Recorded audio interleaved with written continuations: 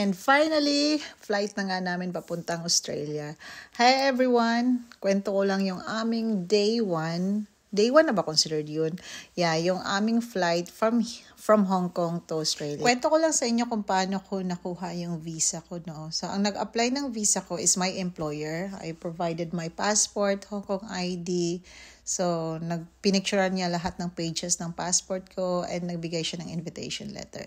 So, nakikita niyo yung video na to before. Yes, yan yung time na nag-apply ako ng visa. Nag-personal appearance ako dyan sa Fortress Hill or maybe North Point. Pwede North Point o Fortress Hill. Dyan ako nag-personal appearance. Sa 7th floor sa building na yan ay nandyan yung Australian Biometric Collection Center. So, dyan ako nagpunta. And may appointment na, kaya mas madali na lang. So, dala ko dyan yung passport ko, yung invitation letter from amo, at yung appointment letter ko para sa biometric collection. Yun. At saka nagpicture lang ako and after, so in-apply ko to ng September 18 and yung visa ko na-approve ng October 30. And yes, November 25 flight na namin from Hong Kong direct to Adelaide. So, ang Cathay Airlines ay nagkaroon na ng direct flight from Hong Kong to Adelaide, whatever.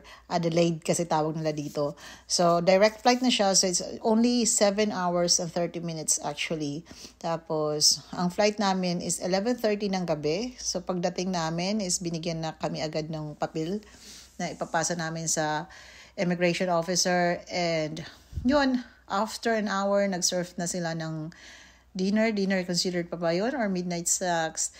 And movie marathon. Tulog. And after tulog is may magtatap sa'yo, gigising sa'yo, tatanungin ko kung gusto mo ba ng drinks or whatever. And then pagka next morning, mayroon na namang pagkain ulit. So, 2 beses sila nag-serve ng food and this time, naglanding na kami sa Australia, sa Adelaide.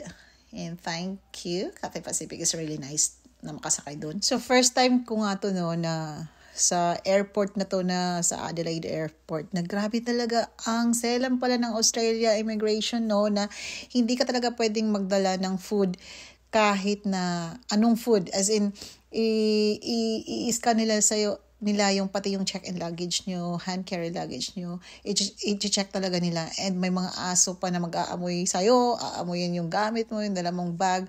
So, ganun sila kasi. And imagine, ang dami naming dalang luggage kasi nga, I travel with my employer, tas may 2 kaming kasamang bata. Pero, lahat yun in-scan namin. So, about like 7 na luggage or 8.